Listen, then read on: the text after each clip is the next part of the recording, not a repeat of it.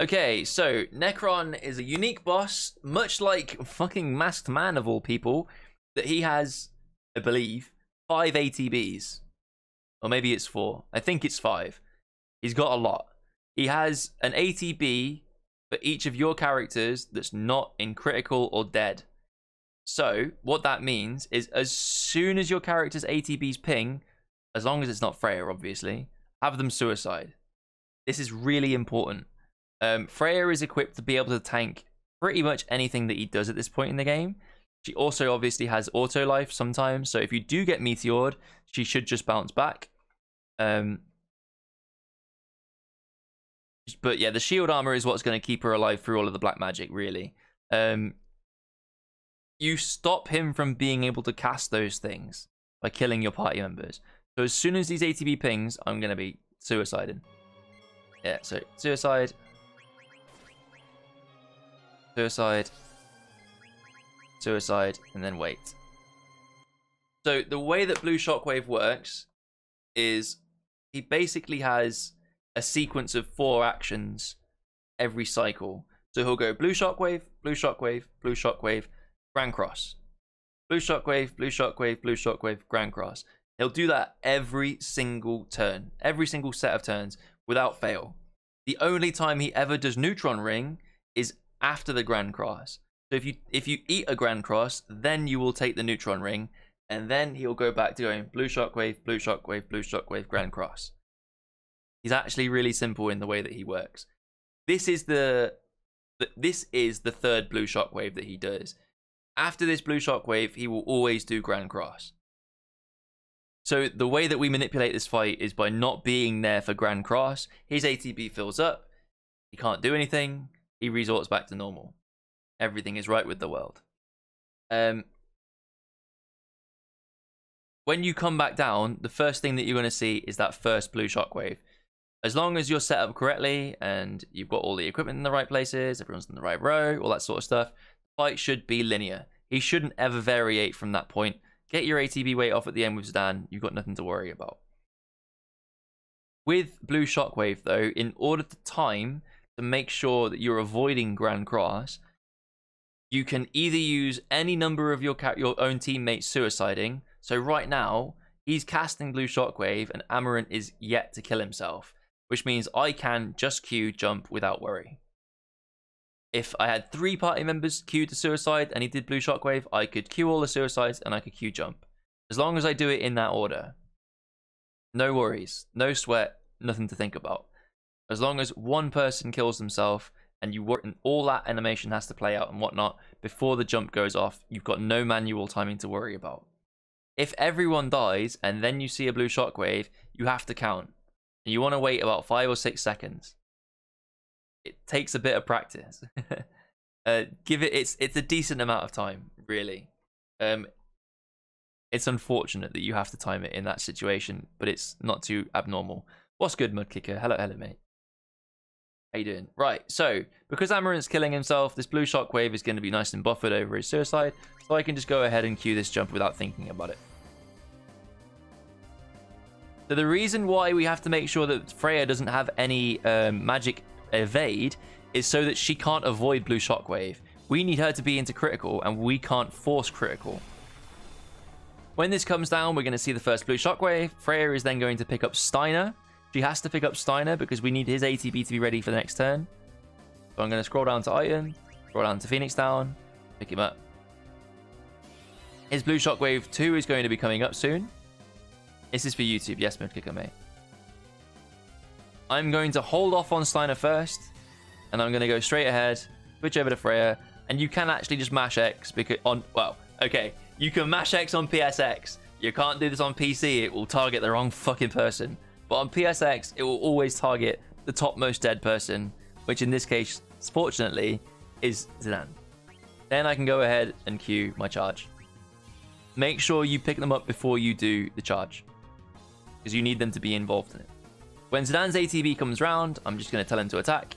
I'm also going to tell Freya to attack. And then the next thing we're going to see after this charge finishes is the Blue Shockwave.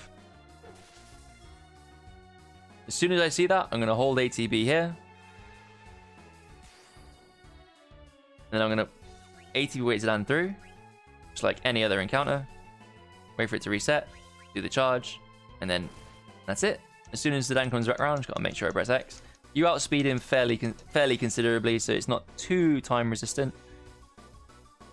You can Q Freya as well, just in case anything bad happens. And then when Zidane... yeah, so we overrolled and we killed. And as soon as you deal that last point of damage, split. If you're using the Aura Hulken, you may need Zidane's attack. If you've got the tower like we do, then you can roll just enough damage for it to not matter. So, I didn't make a save state for Necron, but I've got plenty. Now with Freya. Now with Freya.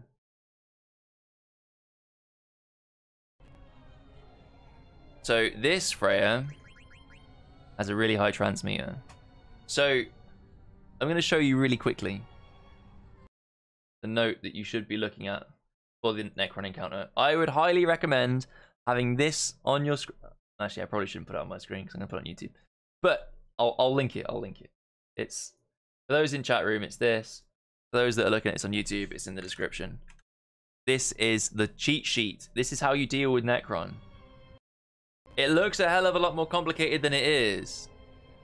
Way more complicated than it is. You only ever need one row at a time.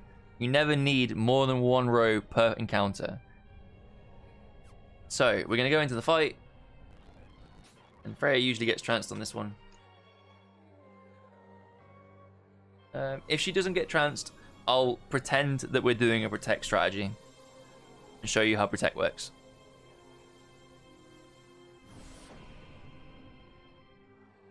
Freya's still got auto float. Well. Oh yeah. Okay, that's not too problem.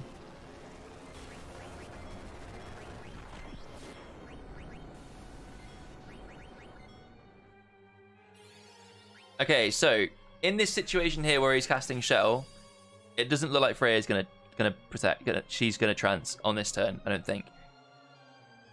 So I'm gonna pretend that he's just cast Protect. Protect reduces his physical damage for a while. So you have to essentially run out the Protect before you're able to deal lethal damage to him. So we're going to pretend that he's just cast Protect on himself. So once again, we've got one buffer here that we can jump over.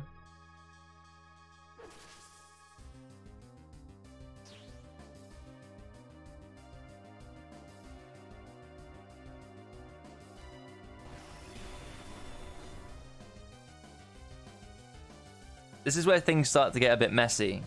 So this is going to be the first blue shockwave. So we're going to attack here because nothing's happening.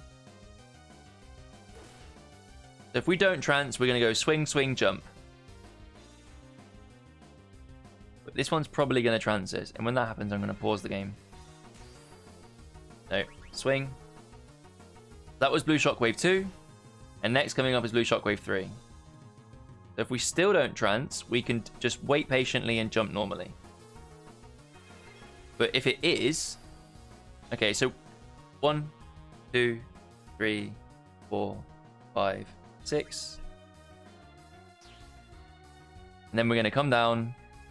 And you'll notice that when we return to the battle, before we start there, the shell, well, let's pretend it was Protect, has now gone. So we've jumped over the Grand Cross, and now we're back on blue shockwave 1. This trance doesn't really matter. Don't worry about it. We're not. The only time trance really gets in the way is when we're using jump. The way that Freya's jump works is that while she's up there, I know that was very lucky, is she stays in the air until her trance runs out. So now we're just going to finish the fight in the same way. When you get a Protect Necron and you've dealt a little bit extra damage, you usually don't have to ATB weight Zidane, but you can still do it. The link doesn't work for you.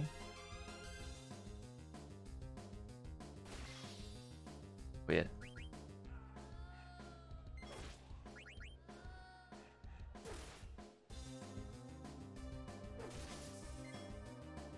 So, until you're familiar with the fight, I would always recommend waiting Zidane here to make sure you don't lose any damage. Should be fine.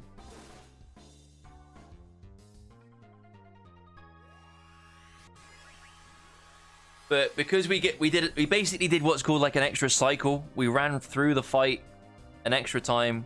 You'd build up a bit of extra damage through the protect, and you usually wouldn't need the extra damage. See, we killed him on the first attack of charge. So let me load that save back up again. I'm also gonna. Oh wow.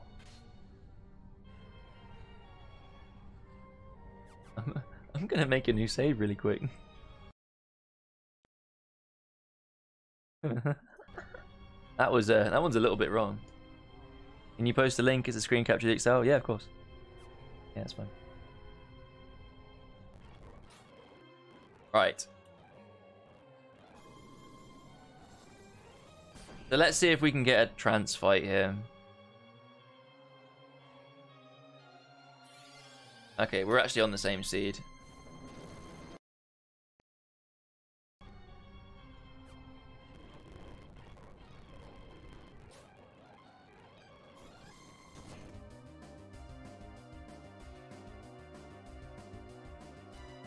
So, suiciding straight away as quickly as I can.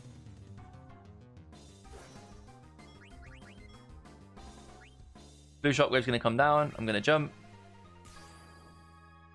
It doesn't look like we're going to get an instant trance.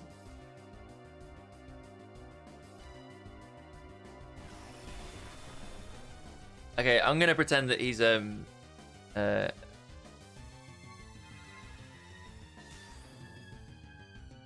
protected again. So we'll take the first turn to attack if he's done a protect on his original turn. This is going to be Blue Shockwave 2 coming in. So if you've got the spreadsheet open at home, you'll notice on row 7 we're doing Blue Shockwave 2. So the only reason you'd be doing this is if Necron protected. If Necron didn't protect, you'd be going for lethal, and if you tranced at this point, it wouldn't matter because you'd not be using jump.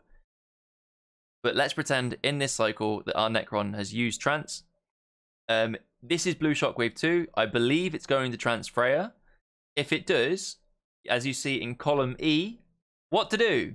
Hold ATB immediately after trance is triggered. Jump immediately after animation expires. So what we're doing is we're holding ATB, we're holding Necron's ATB. And then if you scroll along, you'll see what you will skip. We'll skip Blue Shockwave 3 and we'll skip the Grand Cross. The spell that you'll land before will be Blue Shockwave 1 of second cycle. So the follow-up to that then on column I is you finish the fight. So we're trancing, so I'm holding ATB here.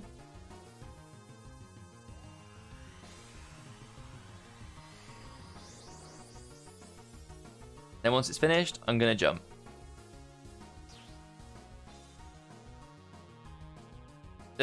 I'm skipping Blue Shockwave 3 roundabout now.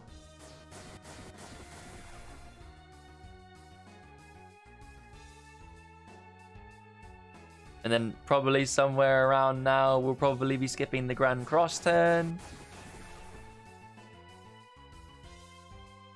And then hopefully, before the next Grand Cross comes in, the Blue Shockwave comes in, we'll be landing. So we should land, according to this chart, on Blue Shockwave 1 of second cycle.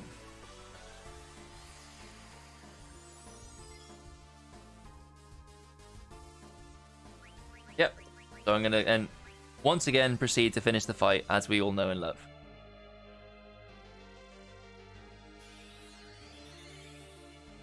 Start by picking up Steiner.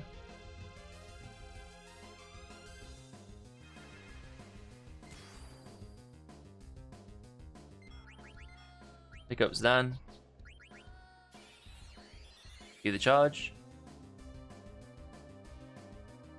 Once Zidane comes back round, I'm going to cue his attack.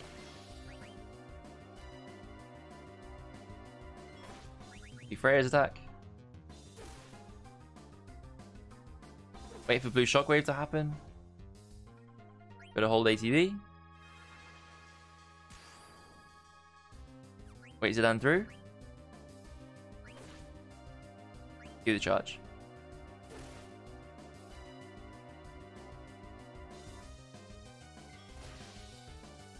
Oh yeah, and do the weight, sorry. But we should have, yeah, plenty of damage because we've not done the fight exactly as, you know, the route that we were taking. But the idea is the same. But the thing to remember with this fight, you always open the fight and he will do blue shockwave and then he will do Grand Cross. Always, every single time. We jump over that Grand Cross. Sometimes the game gives us a bit of a shit deal. If he uses Protect, when we come back down, he has got physical protection, so we're not prepared to kill him. Shout outs to Auto Haste.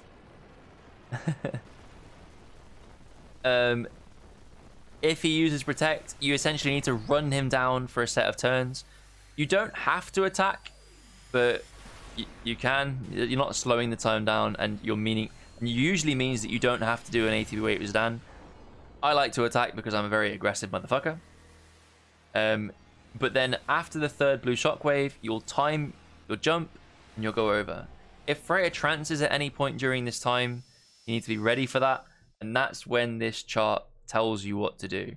This chart is pretty much specifically for how to handle trance.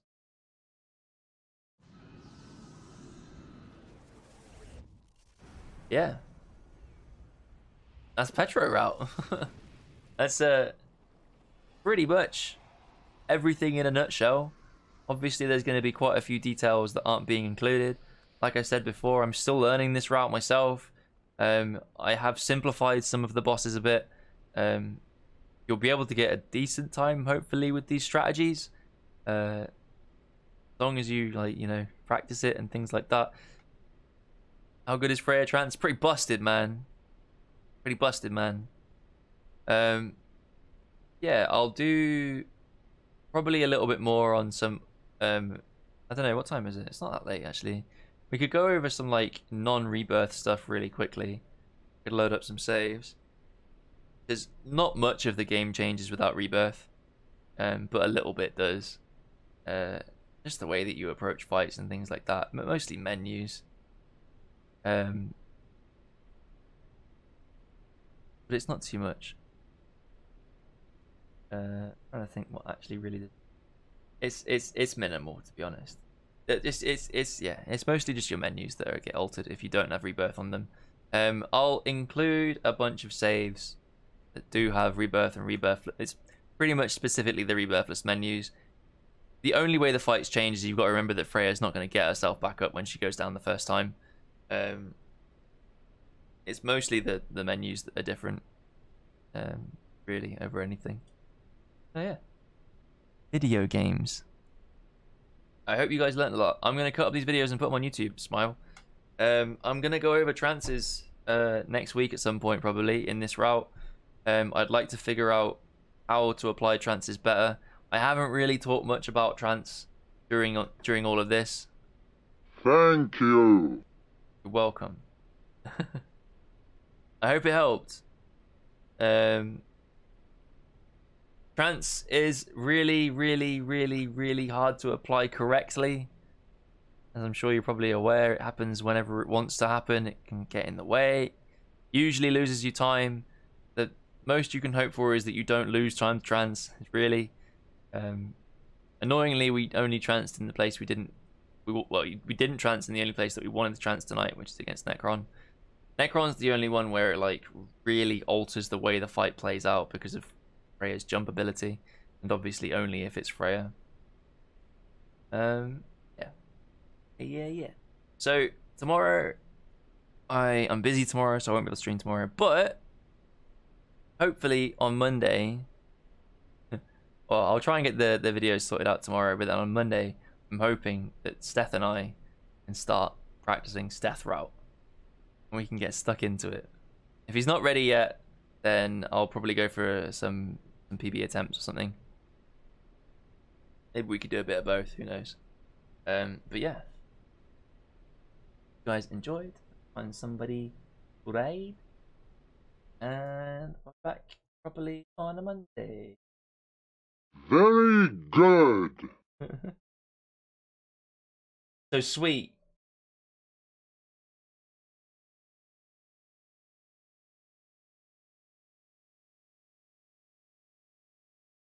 Who are we gonna raid?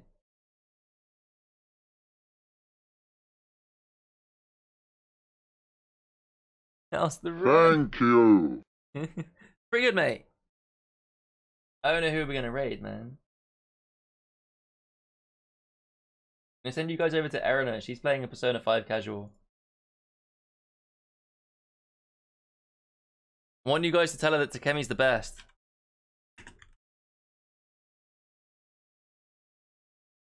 Thank you, Saucy.